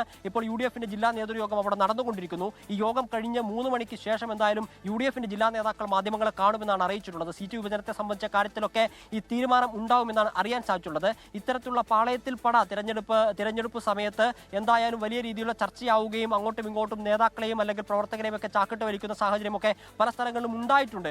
ഈ പറഞ്ഞതുപോലെ പാലക്കാട് മുനിസിപ്പാലിറ്റിക്കകത്ത് പറയുകയാണെങ്കിൽ പ്രമീള ശശിധരന്റെ പക്ഷവും BJPയുടെ മുൻ സംസ്ഥാന ജനറൽ സെക്രട്ടറി ഇപ്പോഴത്തെ വൈസ് പ്രസിഡന്റായിട്ടുള്ള C കൃഷ്ണകുമാറിന്റെ ഒക്കെ നേതൃത്വത്തിൽ ഒരു വലിയ വിഭാഗീയത രൂപപ്പെട്ടു വരുന്നു. രാഹുൽ മാങ്കൂട്ടവുമായി വേദി പങ്കിടില്ല എന്ന് പറയുമ്പോഴും പ്രമീള ശശിധരൻ വേദി പങ്കിടുന്ന ഒരു സാഹചര്യമൊക്കെ ഉണ്ടായിരുന്നു. രാഹുൽ മാങ്കൂട്ടം വിഷയത്തിൽ BJPയുടെ ജില്ലാ പ്രസിഡന്റ് പ്രശാന്ത് ശിവൻ ഉൾപ്പെടെയുള്ള ആളുകൾ മാറി നിൽക്കുന്ന സമയത്തായിരുന്നു പ്രമീള ശശിധരൻ വേദി പങ്കിട്ടത്. അതൊക്കെ തെരഞ്ഞെടുപ്പിനെ ബാധിക്കുന്ന ഒരു വിഷയം തന്നെയാണ്. പക്ഷേ അവർ പ്രതീക്ഷ പങ്കുവെക്കുന്നത് ഇത്തവണ മുനിസിപ്പാലിറ്റിയിൽ വിജയിച്ചു കയറുമെന്നും 1-2 പഞ്ചായത്തുകളിൽ ഭരണം പിടിക്കുമെന്നുമാണ്. ഇത് അനുവദിക്കില്ല എന്ന് CPMഉം UDFും LDFും ഒരുപോലെ പറയുന്നു. കടുത്ത പോരാട്ടത്തിലാണ് പാലക്കാട്ട് മുന്നണികൾ എന്നതാണ്. പാലക്കാട്ട് നടക്കാൻ നവംബർ 11-നാണ്, 2ാം ഘട്ടത്തിലാണ് പാലക്കാട് തദ്ദേശ തെരഞ്ഞെടുപ്പിനെ നേരിടാൻ പോകുന്നത്. നമ്മൾ പോകുന്നത് ഇനി എറണാകുളത്തേക്കാണ്. നിതിൻ അംബുജൻ വിവരങ്ങളുമായുണ്ട്. നിതിൻ, കൊച്ചി കോർപ്പറേഷൻ ഭരണം നിലനിർത്തും എന്ന് പറയുന്ന മേയർ, ഒപ്പം തന്നെ മന്ത്രി P രാജീവിന്റെ ഒക്കെ പ്രതികരണം അല്പസമയം മുൻപ് നമ്മൾ കണ്ടിരുന്നു. എങ്ങനെയൊക്കെയാണ് വിവിധ മുന്നണികൾ ഈ തെരഞ്ഞെടുപ്പിനെ നേരിടാൻ കച്ചകെട്ടി ഒരുങ്ങുന്നത്?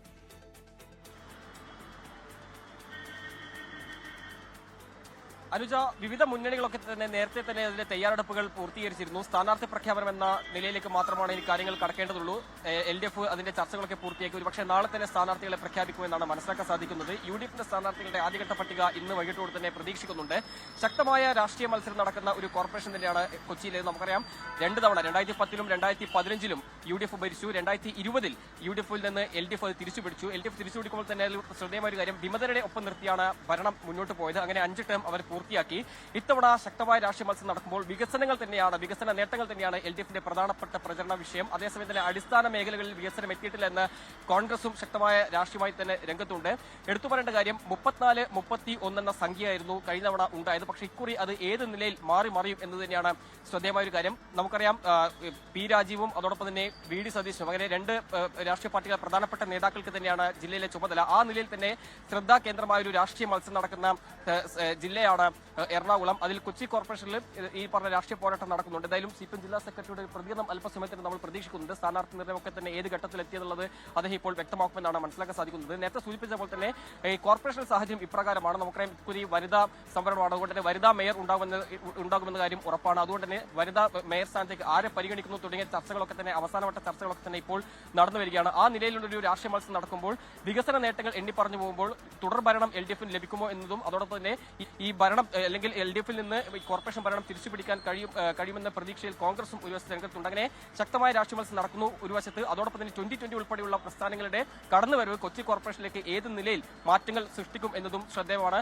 ആ നിലയിൽ തന്നെ ഈ രാഷ്ട്രീയ മത്സരം നടക്കുമ്പോൾ BJP ഇത്തവണ സീറ്റുകളുടെ എണ്ണം വർദ്ധിപ്പിക്കാനുള്ള ഒരു നീക്കമാണ് നടക്കുന്നത്. ആ നിലയിലാണ് ഇപ്പോഴത്തെ രാഷ്ട്രീയ തദ്ദേശ തെരഞ്ഞെടുപ്പ് തീയതികൾ പ്രഖ്യാപിച്ചിരിക്കുന്നു. 2 ഘട്ടമായാണ് തെരഞ്ഞെടുപ്പ് നടക്കുന്നത്. ഡിസംബർ 9-നും 11-നും, ഡിസംബർ 13-ന് വോട്ടെണ്ണൽ. നമ്മൾ ഇനി പോകുന്നത് പത്തനംതിട്ട ജില്ലയിലേക്കാണ്. AV ജയശങ്കർ തത്സമയമുണ്ട്. ജയശങ്കർ, അല്പസമയം മുൻപ് അടൂർ പ്രകാശ് പറയുകയായിരുന്നു നിലവിലെ വിഷയങ്ങൾ, അതിൽ ശബരിമല സ്വർണ്ണക്കൊള്ള ഉൾപ്പെടെ തെരഞ്ഞെടുപ്പിൽ പ്രചാരണ വിഷയമാകും, അത് സർക്കാരിനെതിരായ വിധിയെഴുത്തായി മാറുമെന്നത്. നമുക്കറിയാം പത്തനംതിട്ട ജില്ലയിൽ ഈ ശബരിമല സ്വർണ്ണക്കൊള്ളയൊക്കെ തെരഞ്ഞെടുപ്പ് പ്രചാരണ വിഷയമാക്കുകയാണോ UDF, ഒപ്പം തന്നെ BJPയും? എന്താണ് അവരുടെയൊക്കെ പ്രതീക്ഷകൾ പന്തളത്തുൾപ്പെടെ? അനുജ, ഈ പത്തനംതിട്ട ജില്ലയെ സംബന്ധിച്ച് ശബരിമല ഒരു വൈകാരിക ഘടകമാണ്. 2018 സമാനമായ രീതിയിൽ അത് ഇവിടെ പ്രചാരണ വിഷയമായിട്ടുണ്ട്. ഇക്കൊല്ലവും സ്വർണ്ണക്കൊള്ളയുമായി ബന്ധപ്പെട്ട വിഷയങ്ങൾ BJPയും UDFും പ്രചരണ രംഗത്ത് കൊണ്ടുവരും. അതിൻ്റെ സൂചന തന്നെയാണ് നേരത്തെ അടൂർ പ്രകാശ് പങ്കുവച്ചത്. കാരണം അയ്യപ്പൻ UDFിനൊപ്പം നിൽക്കുമെന്നാണ് അടൂർ പ്രകാശ് പറഞ്ഞത്. പത്തനംതിട്ട ജില്ലയെ സംബന്ധിച്ച് അത് മുൻപ് UDFിൻ്റെ പൊന്നാപുരം കോട്ടയായിരുന്നു. പക്ഷേ ഇന്ന് നമ്മൾ ഇവിടുത്തെ നഗരസഭകളുടെയും പഞ്ചായത്തുകളുടെയും ജില്ലാ പഞ്ചായത്ത് ഡിവിഷനുകളുടെയൊക്കെ കണക്ക് പരിശോധിക്കുമ്പോൾ അല്പം ആധിപത്യം LDFിനുണ്ട്. പക്ഷേ ആ ആധിപത്യം ഈ തെരഞ്ഞെടുപ്പിൽ മറികടക്കാനാകും, പഴയ പ്രതാപത്തിലേക്ക് ജില്ലയിൽ തിരിച്ചു വരാനാകുമെന്നൊരു പ്രതീക്ഷ UDFിനുണ്ട്. ആ തരത്തിൽ തന്നെയാണ് വളരെ നേരത്തെ സ്ഥാനാർത്ഥി പ്രഖ്യാപനം ഒക്കെ തന്നെ UDF ഇതിനോടകം തന്നെ തീരുമാനിച്ചു കഴിഞ്ഞു. ഒപ്പം തന്നെ ജില്ലയിൽ ഈ വിമത പ്രശ്നങ്ങൾ പരിഹരിക്കാനുള്ള നീക്കങ്ങളും ഇതിനോടകം തന്നെ ഉണ്ടായിട്ടുണ്ട്. പരമാവധി വിമത സ്ഥാനാർത്ഥികളെ കുറച്ച് മുന്നോട്ട് പോകുന്നൊരു നീക്കം ഉണ്ട്. ഒപ്പം തന്നെ പന്തളത്ത് BJPയുടെ പടയോട്ടം തടയാനുള്ള സമഗ്ര പദ്ധതികളും UDFിൻ്റെ ഭാഗത്തുനിന്നുണ്ടായിട്ടുണ്ട്. എന്തായാലും UDF ക്യാമ്പ് ഉണർന്നു കഴിഞ്ഞു എന്നാണ് UDF കൺവീനർ തന്നെ പറയുന്നത്. അടൂർ പ്രകാശ് 24നോടൊപ്പം ചേരുകയാണ്. ശബരിമലയായിരിക്കും പത്തനംതിട്ടയിൽ ഈ പ്രാവശ്യം ഒരു തെരഞ്ഞെടുപ്പിൻ്റെ ഒരു നിർണായകമായ പ്രചരണ വിഷയമാവുക? അല്ല, ശബരിമലയെ സംബന്ധിച്ചിടത്തോളം ശബരിമല വിഷയങ്ങൾ അത് പത്തനംതിട്ടയിൽ എന്ന് മാത്രമല്ല കേരളത്തിലുടനീളം ആ വിഷയങ്ങൾ യഥാർത്ഥത്തിൽ കൊണ്ടുവരിക എന്നുള്ളത് ഞങ്ങളുടെ ചുമതലയാണ്, ഞങ്ങളുടെ ഉത്തരവാദിത്വമാണ്. അത് കഴിഞ്ഞ നാളുകളിലൊക്കെ ഞങ്ങൾ നടത്തിയിട്ടുള്ള സമര പരിപാടികളുടെ ഭാഗമായി അത് നിങ്ങൾക്കും ബോധ്യമായിട്ടുണ്ട് എന്ന് ഞാൻ കരുതുകയാണ്.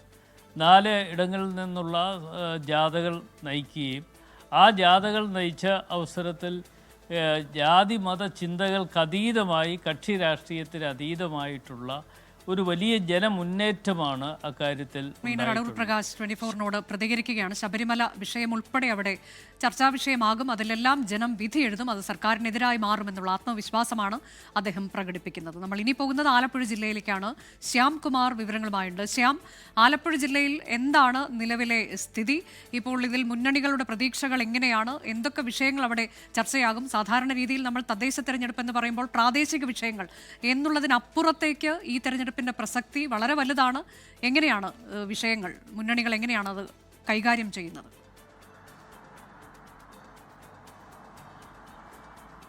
അനുജ, ഇടതുപക്ഷത്തിന് വലിയ സ്വാധീനമുള്ള ജില്ലകളിലൊന്നാണ് ആലപ്പുഴ. അതിൽ ഗ്രാമപഞ്ചായത്തുകളിലെ കഴിഞ്ഞ തവണത്തെ കക്ഷിനില തന്നെ എടുത്താൽ ആകെയുള്ള 72 പഞ്ചായത്തുകളിൽ 50 പഞ്ചായത്തുകളും ഭരിക്കുന്നത് ഇടതുപക്ഷമാണ് എന്നുള്ളത് തന്നെ അതിൻ്റെ ഒരു ശക്തി സ്രോതസ് വ്യക്തമാകും. 6 നഗരസഭകളുള്ളതിൽ നിലവിൽ LDFും UDFും 3 നഗരസഭകളിൽ വീതം ഭരണം കൈയാളുന്നുണ്ട്. ജില്ലാ പഞ്ചായത്തിലാണെങ്കിലും വലിയ ഭൂരിപക്ഷത്തിലാണ്, 1 സീറ്റ് മാത്രമാണ് UDFിന് ഉള്ളത് എന്നുള്ളത് തന്നെ ആ ജില്ലാ പഞ്ചായത്തിലെ തെരഞ്ഞെടുപ്പ് ഫലങ്ങളും വ്യക്തമാക്കും. 12 ബ്ലോക്ക് പഞ്ചായത്തിലുള്ളതിൽ 11ഉം LDF ഭരിക്കുന്ന സ്ഥിതിയാണുള്ളത്. പക്ഷേ ഇവിടങ്ങളിൽ 4-ലധികം പഞ്ചായത്തുകളിൽ BJP അധികാരത്തിൽ തുടക്കത്തിൽ എത്തുകയോ അധികാരത്തിന് തൊട്ടടുത്തെത്തുകയോ ചെയ്യുന്നൊരു സാധ്യതയുണ്ടായിരുന്നു. അവിടെ LDFും UDFും ഒന്നിക്കുകയും BJP അധികാരത്തിൽ നിന്ന് മാറ്റി നിർത്തുകയും ചെയ്ത സാഹചര്യമുണ്ട്. അത്തരം സാഹചര്യങ്ങളിൽ ആ പഞ്ചായത്തുകൾ ഉൾപ്പെടെ BJP വീണ്ടും അധികാരത്തിൽ വരുമോ എന്നുള്ളതും നിലവിൽ കയ്യിലുള്ള കൂടുതൽ നഗരസഭകൾ LDFോ UDFോ പിടിച്ചെടുക്കുമോ എന്നുള്ളതുമാണ് ഏറ്റവും പ്രധാനപ്പെട്ട കാര്യം. നിലവിലുള്ള ഗ്രാമപഞ്ചായത്ത് സീറ്റുകളുടെ എണ്ണത്തിൽ എത്രത്തോളം വർദ്ധിപ്പിക്കാമെന്നുള്ളത് മാത്രമാണ് UDFും BJPയും ലക്ഷ്യം വെക്കുന്നത്. അതിൽ കൂടുതൽ പഞ്ചായത്തുകളുടെ അധികാരം പിടിച്ചെടുക്കാൻ ഏതായാലും LDFും ലക്ഷ്യം വെച്ച് കഴിഞ്ഞു. തീരദേശ മേഖലകൾ ഉൾപ്പെടെ നിർണായകമായ വോട്ട് ബാങ്കാണ്. അതുകൊണ്ട് തന്നെ ആ പ്രദേശങ്ങളിലെ വിഷയങ്ങൾ ഉൾപ്പെടെ ഈ തെരഞ്ഞെടുപ്പിൽ ഏറ്റവും സാധാരണക്കാരുടെ വിഷയങ്ങൾ ഉൾപ്പെടെ വോട്ടായി മാറുമെന്നുള്ള കാര്യവും ഉറപ്പാണ്. ഏതായാലും ഇന്ന് വൈകുന്നേരത്തോടെയും നാളെ രാവിലത്തേക്കും എല്ലാ മുന്നണികളുടെയും സ്ഥാനാർത്ഥികളുടെ കാര്യത്തിൽ തീരുമാനമാകുമെന്നുള്ളതാണ് നേതാക്കൾ തന്നെ വ്യക്തമാക്കുന്നത്. അതുകൊണ്ട് തന്നെ കനത്ത മത്സരമാകും ആലപ്പുഴ ജില്ലയിൽ മുഴുവനായി ഉണ്ടാകുക എന്നുള്ളത് തന്നെയാണ് മുൻകാല തെരഞ്ഞെടുപ്പ്. അതാണ് ആലപ്പുഴ ജില്ലയിലും കടുത്ത പോരാട്ടത്തിന് മുന്നണികൾ ഒരുങ്ങുന്നു. ഇന്ന് അല്ലെങ്കിൽ നാളെയോടെയൊക്കെ സ്ഥാനാർത്ഥി നിർണയം, പ്രഖ്യാപനം എല്ലാം ഉണ്ടാകും എന്നുള്ളതാണ് ശ്യാം കുമാർ പങ്കുവച്ച വിവരം. നമ്മൾ തൃശ്ശൂർ ജില്ലയിലേക്ക് പോകുന്നു. അമൽ സുരേന്ദ്രൻ വിവരങ്ങളുമായി. അമൽ, തൃശ്ശൂർ ജില്ലയിൽ ഇപ്പോൾ ഏറ്റവും പ്രധാനമായി അല്പസമയം മുൻപ് വന്ന മേയറുടെ പ്രതികരണം, അതൊക്കെ വളരെ ശ്രദ്ധേയമായി മാറിയിട്ടുണ്ട്. LDF വിജയിക്കുമെന്ന് പറയാൻ തയ്യാറാകാത്ത മേയറെയാണ് നമ്മൾ കാണുന്നത്. അവിടെ പ്രശ്നങ്ങളൊക്കെ ഉള്ളതായും നമുക്കറിയാവുന്നതാണ്. അപ്പോൾ എങ്ങനെയാണ് അവിടെ 3 മുന്നണികളും ഈ തെരഞ്ഞെടുപ്പിനെ നേരിടാൻ ഒരുങ്ങുന്നത്? അനുജ, മേയറുടെ കാര്യം തന്നെയാണ് തൃശൂർ കോർപ്പറേഷനിൽ വെച്ച് ഏറ്റവും പ്രധാനപ്പെട്ടത്. 24 സീറ്റുകൾ LDF-നും 24 സീറ്റുകൾ UDF-നും 6 സീറ്റുകൾ BJP-യുമായിരുന്നു കഴിഞ്ഞ തിരഞ്ഞെടുപ്പിൽ നേടിയത്. അപ്പോൾ സ്വതന്ത്രനായി മത്സരിച്ചിരുന്ന MK വർഗീസിന് തന്നെ മേയർ ആവാനുള്ള ഒരു സാധ്യത തെളിയുകയായിരുന്നു. പക്ഷേ ഇദ്ദേഹം ഇപ്പോൾ BJP-യെ പുകഴ്ത്തിക്കൊണ്ടുള്ള, പ്രത്യേകിച്ചും സുരേഷ് ഗോപിക്ക് അനുകൂലമായിട്ടുള്ള പല പ്രസ്താവനകൾ നടത്തിയത് LDF ക്യാമ്പിൽ തന്നെ വലിയ രീതിയിലുള്ള അസ്വാരസ്യങ്ങളെല്ലാം ഉണ്ടാക്കിയിട്ടുള്ളതാണ്. ആ ഒരു സമയത്ത് കൂടിയാണ് ഇദ്ദേഹം പറയുന്നത് കൃത്യമായിട്ട് LDF-നോടൊപ്പം ഒപ്പമാണ് താൻ എന്ന് ഉറച്ചു പറയാൻ മേയർ ഇതുവരെയും തയ്യാറായിട്ടില്ല. അതോടൊപ്പം തന്നെ 86ഓളം ഗ്രാമപഞ്ചായത്തുകൾ തൃശ്ശൂർ ജില്ലയിലുണ്ട്. ഇതിൽ ബഹുഭൂരിപക്ഷവും LDF-ന്റെ കയ്യിലാണുള്ളത്. അതുപോലെ തന്നെ ബ്ലോക്ക് പഞ്ചായത്തുകളും മുനിസിപ്പാലിറ്റികളും ജില്ലാ പഞ്ചായത്തുകളിലും അടക്കം മൃഗീയമായിട്ടുള്ള ഭൂരിപക്ഷമാണ് LDF-നുള്ളത്. അതോടൊപ്പം തന്നെ കഴിഞ്ഞ നാളുകളിൽ വ്യാപകമായ രീതിയിലുള്ള വോട്ടുചോരി വിവാദം അടക്കം തൃശ്ശൂർ ജില്ലയിൽ മുഴങ്ങിക്കേട്ടതാണ്. അപ്പോൾ ഇപ്പോഴുള്ളൊരു പഞ്ചായത്ത് തെരഞ്ഞെടുപ്പുകൾ അടക്കം തദ്ദേശ തെരഞ്ഞെടുപ്പുകളെല്ലാം വരുമ്പോൾ ഈ വോട്ടുചോരി വിവാദത്തിന് കുറെ കൂടി കനം വെക്കുമോ എന്ന കാര്യവും രാഷ്ട്രീയ കേരളം ഉറ്റുനോക്കുന്ന ഒരു കാര്യം തന്നെയാണ്. അങ്ങനെ ഇരിക്കുമ്പോഴാണ് ഇപ്പോൾ പ്രധാനമായും ഈ മേയറുടെ ഭാഗത്തുനിന്ന് ഇത്തരത്തിലുള്ള ഒരു പരാമർശം ഉണ്ടായിരിക്കുന്നത്. ഇതും ഇന്ന് ചേരുന്ന LDF-ന്റെ ജില്ലാ കമ്മിറ്റി യോഗത്തിൽ ഇത്തരത്തിലുള്ള കാര്യങ്ങളെല്ലാം കൂടുതലായിട്ടുള്ള ചർച്ചയ്ക്ക് വഴിവെക്കുമെന്ന് തന്നെയാണ് നമുക്ക് മനസ്സിലാക്കാൻ സാധിക്കുന്നത്. UDF ക്യാമ്പിലും ഇത്തരത്തിലുള്ള പലതരത്തിലുള്ള പ്രശ്നങ്ങൾ ഉണ്ടായിരുന്നു. പ്രത്യേകിച്ചും ഇന്ന് ഒരു കൗൺസിൽ മീറ്റിംഗ് ഉണ്ടായിരുന്നു. ആ കൗൺസിൽ മീറ്റിംഗിൽ UDF-ന്റെ ഭാഗത്തുനിന്ന് പലതരത്തിലുള്ള പ്രതിഷേധങ്ങളും മേയർക്ക് നേരെ ഉണ്ടാകുന്നുണ്ട്. പ്രത്യേകിച്ചും കഴിഞ്ഞ 3 മിനിറ്റ്സുകൾ മേയർ നൽകാൻ ഇതുവരെ തയ്യാറായിട്ടില്ല. അതോടൊപ്പം തന്നെ അനധികൃതമായിട്ടുള്ള നികുതി പിരിവ് ഈ കോർപ്പറേഷന്റെ ഭാഗത്തുനിന്ന് ഉണ്ടാകുന്നു എന്ന് പ്രതിപക്ഷത്തിന്റെ ആരോപണം നിലനിൽക്കുന്നുണ്ട്. ഇതിന്റെ ഭാഗമായിട്ട് സുപ്രീം കോടതിയെ സമീപിച്ചിരിക്കുകയാണ് തൃശൂർ കോർപ്പറേഷൻ എന്നും ഇന്ന് മേയറുടെ ഭാഗത്തുനിന്ന് നമുക്കൊരു സ്ഥിരീകരണം ഉണ്ടായിട്ടുണ്ട്. അനുജ, അതാണ് തൃശ്ശൂരിൽ നിന്നുള്ള സാഹചര്യം. അമൽ സുരേന്ദ്രനാണ് വിവരങ്ങൾ നൽകിയത്. സംസ്ഥാന സർക്കാരിനുള്ള താക്കീതാകും തദ്ദേശ തെരഞ്ഞെടുപ്പ് ഫലമെന്ന് NK പ്രേമചന്ദ്രൻ MP പറഞ്ഞു. സംസ്ഥാന സർക്കാരിന്റെ ജനവിരുദ്ധ നയങ്ങൾ തെരഞ്ഞെടുപ്പിൽ ചർച്ചയാകും. മുഖ്യമന്ത്രി പിണറായി വിജയന്റെ വിദേശയാത്രയുടെ പിന്നിലുള്ള കഥകൾ ഉടൻ പുറത്തുവരുമെന്നും NK പ്രേമചന്ദ്രൻ 24നോട് പറഞ്ഞു. CPM-ന്റെ സംഘടനാ സംവിധാനം എന്തെല്ലാം വിചാരിച്ചാലും ജനവികാരം തിരിച്ചാണ്. പിണറായി വിജയന്റെ നേതൃത്വത്തിലുള്ള ഗവൺമെന്റിനെതിരായിട്ടുള്ള ജനവികാരം അതിരൂക്ഷമായി കേരളത്തിന്റെ മണ്ണിൽ നിൽക്കുന്നുണ്ട്. ഇപ്പോഴും അദ്ദേഹം വിദേശ പര്യടനം നടത്തിക്കൊണ്ടിരിക്കുകയാണല്ലോ. ആ വിദേശ പര്യടനത്തിന്റെ പിന്നിലേക്കുള്ള കഥകളൊക്കെ വരും ദിവസങ്ങളിൽ പുറത്തു വരും. ഈ രണ്ട് പാർട്ടികളുടെയും സമ്പത്തിന്റെ കുത്തൊഴുക്കാണ്. ആ സമ്പത്തിന്റെ കുത്തൊഴുക്കിനെ അതിജീവിച്ചുകൊണ്ട് ജനകീയ മുന്നേറ്റമുണ്ടാകും. ജനവികാരം അതിന് രണ്ടിനുമെതിരായി ഉയർന്നു വരും. 24ന്റെ ഒരു എക്സ്ക്ലൂസീവ് വാർത്തയിലേക്കാണ് ഇനി. കാസർഗോഡ് കേരള കേന്ദ്ര സർവകലാശാലയിൽ ജാതി വിവേചനമെന്ന് പരാതി. ഭക്ഷണത്തിന് രുചിയില്ലെന്ന് ചൂണ്ടിക്കാട്ടി സർവകലാശാലയിലെ കിച്ചൺ ഹെൽപ്പറെ പുറത്താക്കി. ഭക്ഷണമുണ്ടാക്കി മറ്റ് ജീവനക്കാർക്കെതിരെ നടപടിയെടുക്കാതെ ദളിത് വിഭാഗക്കാരനായ കിച്ചൺ ഹെൽപ്പർക്കെതിരെ മാത്രം വൈസ് ചാൻസലർ നടപടിയെടുത്തു എന്നാണ് ആരോപണം. കുക്ക് ഉണ്ടാക്കി വെച്ചിട്ട് പോയ ഫുഡ് എടുത്തിട്ട് ഞാൻ VC-യുടെ വീട്ടിൽ 8:30 മണിക്ക് കൊണ്ടു കൊടുക്കുകയും ഞാൻ വീട്ടിലേക്ക് പോവുകയും ചെയ്തു. പിറ്റേന്ന് രാവിലെ മാനേജർ എന്നെ വിളിക്കുകയും മാനേജർ വിളിച്ചിട്ട് പറഞ്ഞു VC-ക്ക് കൊടുത്ത സാമ്പാർ മോശമായെന്നും അതിന് കാരണം നീയാണ് കൊണ്ടുകൊടുത്ത ആളെന്ന് പറഞ്ഞു. കൊണ്ടുകൊടുത്ത ആൾ 24 മണിക്കൂറിനുള്ളിൽ ക്യാമ്പസിൽ നിന്ന് പുറത്താക്കണമെന്ന് ഓർഡർ പറഞ്ഞിട്ട് VC തിരിച്ചുപോയി. അതായത് ദളിത് വിഭാഗത്തിൽപ്പെട്ട ആൾക്കാരെ ടാർഗറ്റ് ചെയ്യുന്ന ഇത് പതിവാണ് ഇപ്പം അവിടെ യൂണിവേഴ്സിറ്റിയിൽ നടക്കുന്നത്. അതായിരിക്കാം ഇതിനൊക്കെ കാരണം. പുതിയ VC വന്നതിന് ശേഷമായിരുന്നു ഇതെല്ലാം നടന്നത്. ഇതിനു മുമ്പ് അങ്ങനത്തെ സംഭവങ്ങളൊന്നും ഉണ്ടായിട്ടില്ല. ഭക്ഷണം മോശമായതിനാൽ മാറ്റി നിർത്തിയതാണ് എന്നാണ് രജിസ്ട്രാർ ഡോക്ടർ R ജയപ്രകാശ് വ്യക്തമാക്കിയത്. നമ്മൾ ഔട്ട്സോഴ്സ് സ്റ്റാഫ് എന്ന നിലയിലാണ് അവരെ അവിടെ എടുത്തിരിക്കുന്നത്. അന്നേരം അത് 1, 2, 3, 4 പ്രാവശ്യമൊക്കെ വാൺ ചെയ്താണ് ആളിനെ. അയാളുടെ ശ്രദ്ധ കുറവുകൊണ്ട് വരുന്ന VIPsന് കൊടുത്ത ആഹാരത്തിനും കുറച്ച് ബുദ്ധിമുട്ടുകൾ ഉണ്ടായിട്ടുണ്ട്. അതുകൊണ്ട് ഒന്ന് മാറ്റി നിർത്തിയിരിക്കുന്നതേ. സംഭവത്തിൽ താലൂക്ക് ലീഗൽ സർവീസ് അതോറിറ്റിക്ക് കിച്ചൺ ഹെൽപ്പർ രൂപേഷ് പരാതി നൽകിയിട്ടുണ്ട്. അരുൺ പാറക്കിലാണ് ഈ വാർത്ത പുറത്തു കൊണ്ടുവന്നത്. അരുൺ വിശദാംശങ്ങളുമായുണ്ട്. അരുൺ, ഇതിൽ ഈ ഭക്ഷണം ഉണ്ടാക്കിയവർക്കല്ല കൊണ്ടുകൊടുത്തയാൾക്കെതിരെ നടപടി എന്തുകൊണ്ട് എന്നുള്ളതാണ് രൂപേഷിന്റെ സംശയം. മുൻപും പക്ഷേ ഇത്തരത്തിൽ പരാതികൾ വന്നിട്ടുണ്ട് എന്നതാണോ VC വ്യക്തമാക്കിയത്?